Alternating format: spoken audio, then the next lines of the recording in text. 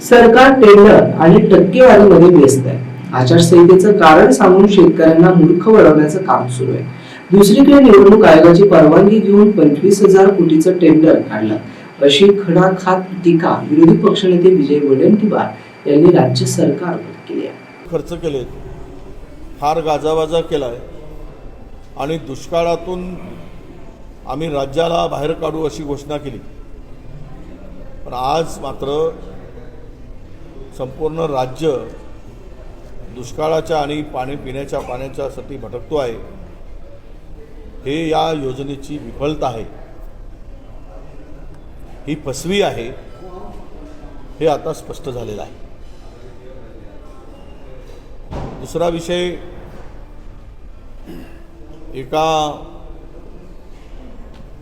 जमीन बळकवणाऱ्या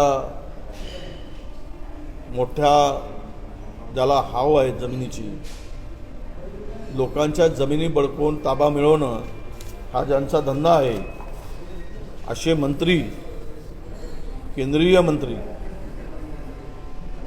यांनी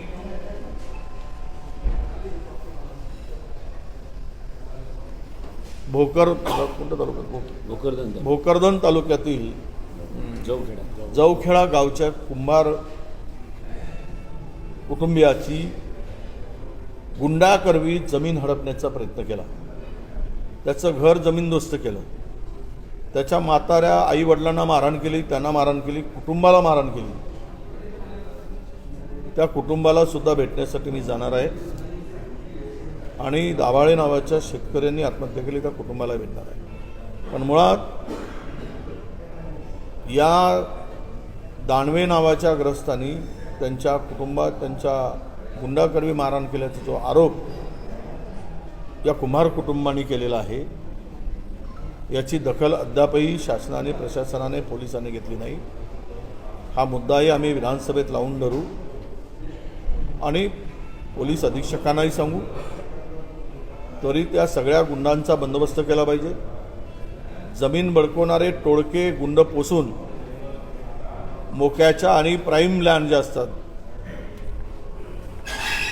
त्या जमिनीवर डोळा ठेवायचा आणि त्यांना धमक्या देऊन मारहाण करून ती जमीन मिळवायची आणि त्यातून गडगंज संपत्ती उभी करायची. हा धंदा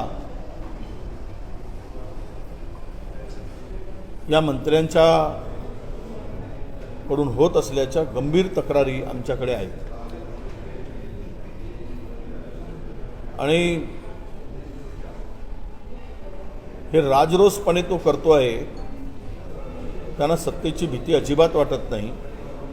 उद्या आमची राज्यात सरकार आली तर आम्ही एक या संदर्भात विशेष एक टास्क फोर्स नेमून अशा तक्रारी मागू आणि बळकवलेल्या जमिनी त्या शेतकऱ्याला, त्या व्यक्तीला परत करण्यासाठी नक्कीच आम्ही प्रयत्न करू. परंतु आज सामान्य जनतेच्या भरोशावर, लोकांच्या भरोशावर मतं मिळवून सत्तेची मस्ती अंगात कशी असते, कशी येते, हे या घटनेतून आता आम्हाला मराठवाडा आणि विशेष करून लातूर आणि संभाजीनगर जिल्ह्यामध्ये दिसत आहे.